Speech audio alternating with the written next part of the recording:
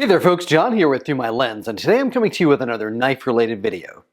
Today I'm going to be sharing my thoughts on both the Tactical Knife Invitational TKI 2021 as well as the 2021 Nashville Custom Knife Show. Now, long video warning, I'm going to be sharing my thoughts and experiences on, these two great shows, 2021 Tactical Knife Invitational TKI and Nashville Custom Knife Show. Now, these events were held over the long Memorial Day weekend beginning on Friday, May 28th, and ending on Sunday, May 30th. Friday was TKI, and Saturday and Sunday were the Nashville Custom Knife Show. Now, the difference between these two events was the format and the exhibitors who attended. But the focus of both of the events was custom knives. So don't expect to go in finding representatives from Benchmade, Spyderco, or WE. This event was mainly focused on high-end custom makers. This was particularly the case on Friday. As the name suggests, only select elite masters of custom knife making are invited to participate in the Tactical Knife Invitational. TKI in particular was really made to feel like a very high-end affair. It was very classy. Registration opened at 3 o'clock for those who had pre-purchased their tickets, but the doors did not open until 6 p.m.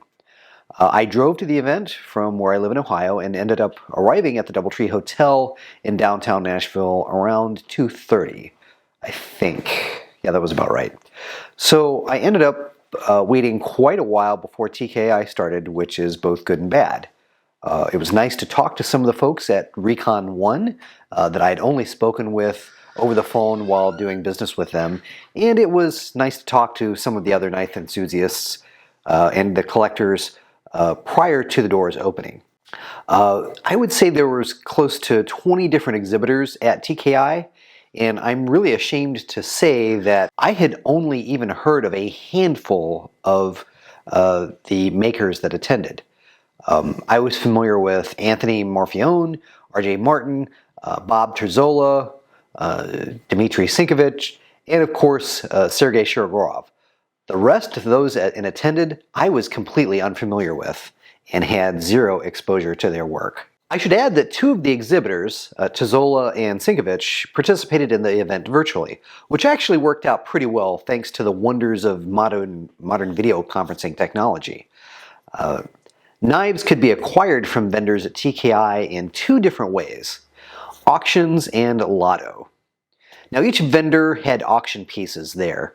These were very special pieces that interested parties could write their bid down on a piece of paper that was displayed next to the knife. If someone came along and wanted to bid higher, they simply just, had to write their higher bid on the next line on the piece of paper. And the highest bid won. Vendors also had knives that could be purchased by lotto winners. Basically, at an appointed time during the evening, a list of badge numbers was displayed at each vendor table next to the lotto knives. And each lotto knife had 5 different badge numbers listed in sequence. The lotto winner in first position, or the first badge number on the list, had the first choice of whether or not to buy a knife. Again, no one was really under any obligation to buy any of the knives. So after 15 minutes, if the first position person chose not to buy the knife, then the badge number in the second position had the option, and so on and so forth. As you can see, my badge here had a number of 103 on it.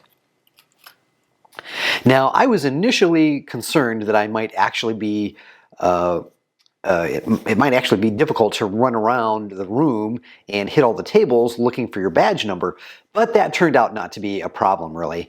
In fact, I thought it kind of added a bit of excitement. In my case, my badge number 103 was in the second position for a knife made by Walter Randolph. Now, this particular knife was $2,500, and, logically, one could conclude that any of the knives from any of these elite makers could probably bring a fair amount more than the table price on the secondary market. So from that perspective, it was probably foolish for me not to buy any of the knives at the show, given it the opportunity. In my case, the person in the first position did not buy the Walter Randolph knife, and I had the opportunity to purchase it. But not knowing anything about the maker for the secondary market for his knives, and given that it was a knife I didn't particularly find appealing to me personally, I didn't purchase it. I did, however, overhear another attendee lamenting about not having the opportunity to buy that particular knife.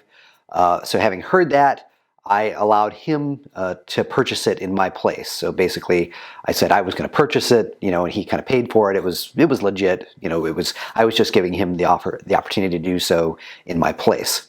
So I was at least able to help out a fellow knife enthusiast. Now, once the lotto knives were all acquired, then it was kind of time to watch the auction knives, and each table's auction knives, again, had a period of time that it ran for and then it closed. That was really fascinating, and one of the more interesting idiosyncrasies about these kinds of events is that even in this day and age, you really do need to bring cash if you're a serious buyer. I think in some cases, a few of the vendors did allow an electronic transaction, but that's rare. People were literally walking around that show with backpacks full of cash.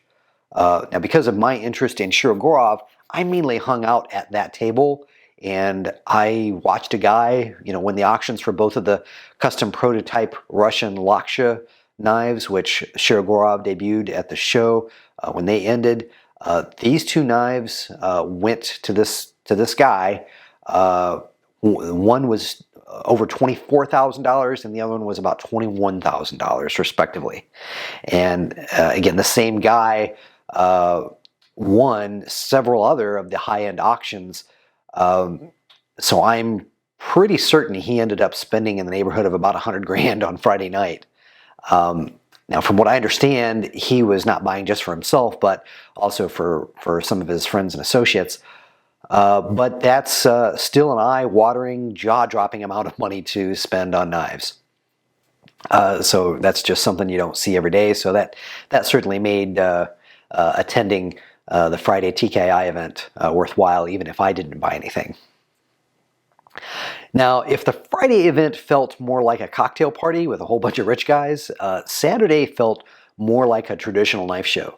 The doors opened at 11 a.m., but I did get there a couple of hours earlier at 9 a.m., and I was glad I did because the line was already forming. I was about 10 people back in line when I arrived. Now, unlike Friday night, on Saturday, various vendors did have an actual product that you could just walk up and buy on a first come, first serve sort of basis. Many vendors also had merchandise and freebie stuff, stickers, patches, and that kind of thing didn't last long at all. So again, while there was no real urgent reason to get there early on Friday, I think it does make sense to do so on Saturday. And while there are a couple of vendors present both Friday and Saturday, by and large, it was an entirely different group of vendors on Saturday. However, once again, most of the vendors on Saturday were makers that I was entirely unfamiliar with and had never heard of. And, once again, I spent most of my time at the Shirogorov table. Recon 1 also had a dealer table just around the corner from the Shirogorov table, and they had a pretty wide selection of Shirogorov production knives, which was pretty interesting. You typically you don't see that many Shirogorov knives in one place. Now, I'm going to be making a second video talking specifically about Shirogorov at both TKI and Nashville Custom Knife Show.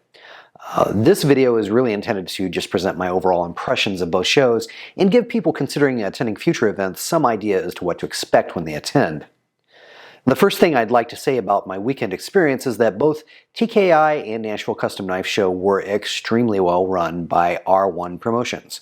For those that don't know, R1 Promotions is actually owned by the same folks that own Recon 1, who is the official distributor for Shirogorov, and they own a brick-and-mortar location in Los Angeles. So Sako, Tamar, and to the entire crew of Recon 1, I say well done. Obviously, in 2020, we did not have any knife shows, so TKI was, I believe, one of the first major knife shows in the United States in well over a year.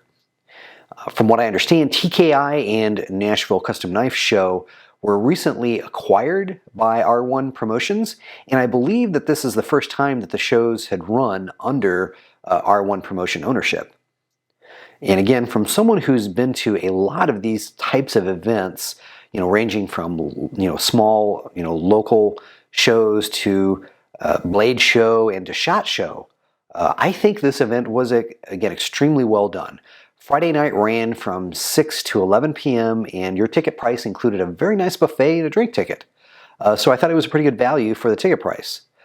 The DoubleTree Hotel in downtown Nashville, where the event was held, was very easy to get to and did offer valet parking, which was both convenient and safe for those of us who are carrying quite a bit of cash and some expensive knives. Now, on the downside, hotels in the downtown Nashville area are surprisingly expensive. I had a free night coming to me from my status with Marriott, but I had to stay about 5 miles away from the downtown area to find a hotel level that would work with my free night certificate, which ended up being just fine. It was not difficult or inconvenient by any means to drive from my hotel back to the DoubleTree where the event was held. Now, on the negative side, valet parking at the DoubleTree Hotel was $50 on Friday and $40 on Saturday. But again, R1 Promotions did a stellar job at both promoting and running these events. They run several knife shows and exhibit a very high degree of professionalism and clearly their experience running these types of events shows. Now, one nice thing about the show is that it was downright intimate compared to other massively attended events that I've been to, like Blade Show or SHOT Show. I would be surprised if there were more than 500 people that attended either Friday or Saturday. I think it was probably closer to 200 to 300, but I could be way off. It really gave you a much better opportunity to talk to both the makers behind the table as well as to other attendees. The vendor tables were lined along the walls of the conference room on Friday, and in the center there were some large barrels and tables that people could gather around and talk and show off knives to one another. So again, there was much more opportunity for social interaction during the show than at many that I have attended. Now, on Saturday, the Shiro Groff Lottos wrapped up by about 3 p.m. And I went ahead and started my drive back to Dayton immediately after. There's a time change involved, but the drive back to Dayton was only probably 4.5 hours with one stop for gas and food. So again, it was very convenient for me. Now, even though that I basically attended the event based solely on Shiro Groff, the events were still well worth it for me. Yes, it would have been nice if maybe a couple of other of my favorite makers would have been on the invite list. It would have been cool to see Koenig, for example, or Grismo, or Holt, or even Rick Hinder. I think would have been a great one to invite. But Sergei Shirogorov only comes to the United States maybe a couple of times a year, and given that this was again only about a 4.5 hour drive for me, my attending on the basis of me being a fan of Shirogorov was kind of a no-brainer.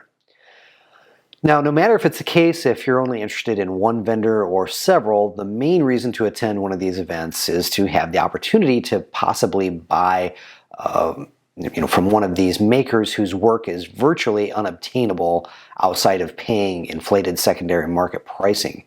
I wasn't lucky enough to be drawn in a lotto to be able to purchase a knife, but I did win some other items that I'll talk about in my Shirogorov specific video. If I had to do over again, I probably would have stayed for Sunday instead of leaving early, because I did miss out on some lotto opportunities as a result of leaving early. Oh, it probably would have been better for me to attend on Saturday and Sunday than on Friday. Friday at TKI was certainly exciting and interesting, in terms of actually acquiring knives. However, I was really interested in Saturday and Sunday. That's kind of where it was at for me. Now, if I were to pick one thing that I think that really needs to be changed about these types of shows, is the need to bring cash. There has to be a better way here, folks. It is just no fun walking around in a large major metropolitan area with a lot of cash on your person. And I barely had pocket lint, on me compared to some of the other high rollers, who were attending. So, do check out R1 Promotions and the R1 Promotions website for their schedule of upcoming events. Again, they do host several of these types of events throughout the year. I really would not hesitate in attending any of the events in which they are associated. Well, there you have it. There's my thoughts and my experiences on TKI 2021 and the Nashville Custom Knife Show. Hope you've enjoyed this video. Take care. God bless. We'll see you in the next one. I hope you've enjoyed this production from the Through My Lens YouTube channel. If you did, please click on the like button and do share the video on social media. If you'd like to see more content like it, please do subscribe to the channel, follow me on Instagram and Facebook, and do check out Through My Lens at www.throughmylens.org.